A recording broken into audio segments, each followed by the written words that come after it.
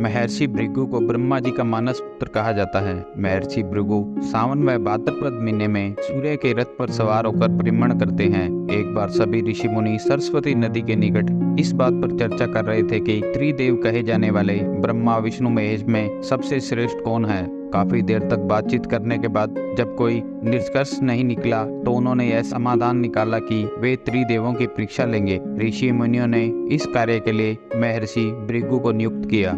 महर्षि भृगु सबसे पहले ब्रह्मा जी के पास पहुंचे। वहां जाकर न तो उन्हें प्रणाम किया न ही उनकी स्तुति की, उनके चरण वंदन किए बगैर ही वहां बैठ गए। यह देखकर ब्रह्मा जी को महर्षि भृगु पर बहुत क्रोध आया। क्रोध से ब्रह्मा जी का मुख लाल हो गया। आग जैसा ब्रह्मा जी का क्रोध अंगारों में बदल गया। कुछ क्षणों बाद उन्होंने अपना गुस्सा ठंडे करने का प्रयास किया, यह सोचकर कि आखिर भृगु है तो उनके पुत्र ही। इस प्रकार उनकी विवेक बुद्धि ने क्रोध को दबा दिया।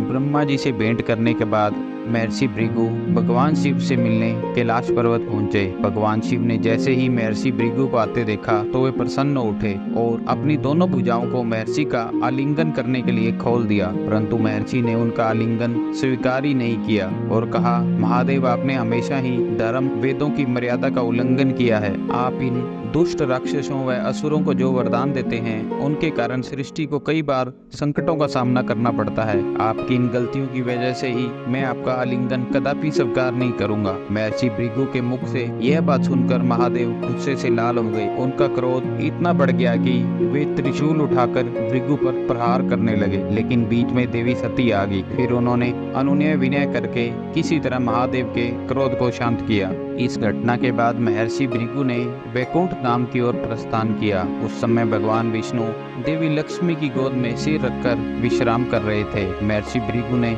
जाते ही भगवान विष्णु के पेट पर लात मारी। भगवान विष्णु तुरंत उठ खड़े हुए और कहा, हे भगवान, आपके पैर पर चोट तो नहीं लगी? मुझे आपके आने का ज्ञान नहीं था। आप यहाँ आसन पर विश्राम कीजिए। भगवान विष्णु ने आगे कहा कि आपके चरणों के स्पर्श से मैं धन्य हो गया। भगवान विष्णु का अपने प्रति प्रेम देखकर महर्षि भृगु की आंखों में आंसू आ गए। अंत में वे सभी ऋषि मुनियों के पास पहुंचे और उन्हें पूरी कहानी विस्तार से सुनाई। उनकी कहानी सुनकर सभी ऋषि मुनि आश्चर्यचकित रह गए, साथ ही सभी के संदेह दूर हुए। इस घटना से यह निष्कर्ष निकाला गया कि त्रिदेवों में भगवान विष्णु ही सर्वश्रेष्ठ हैं।